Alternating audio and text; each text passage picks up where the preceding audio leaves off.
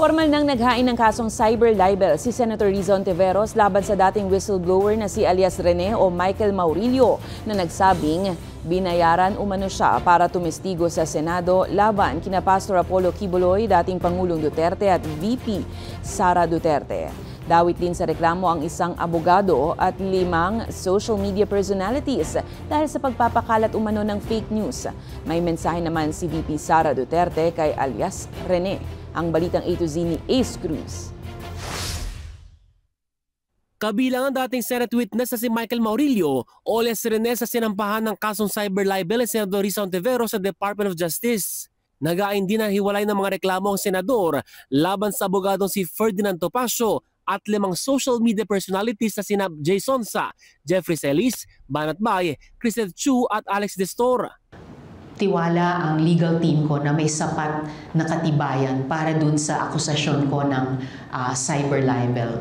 So pag mudmud man ng video ni Michael Maurilio o pagdagdag at pagkalat ng sarili nilang mga kasinungalingan. 2024 nang tumestigo si alias Rene sa Senado na sinaktan umano siya ni Pastor Apollo Quiboloy at inabuso umano ng ilang miyembro ng Kingdom of Jesus Christ.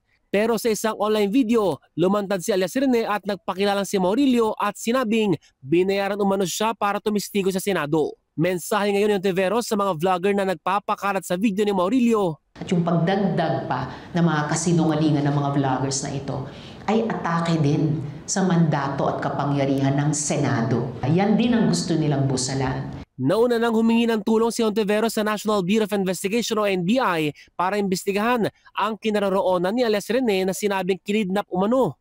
Gayun din ang pagkakakilanlan ng nagpakalat ng video. At hari nawa itong mga kasong inihain ko dito sa DOJ Prosecution Service at bunga na nga din ng investigasyon ng NBI, malalaman pa namin kung meron pa bang dapat ikaso at meron pa bang mga dapat kasuhan. May mensahe naman si Vice President Sara Duterte kay alias Rene. Kung sa tingin ni alias Rene na dapat siya ay mag-file din ng kaso, ay dapat gawin niya din yon para nasasabi niya yung totoo sa loob ng korte.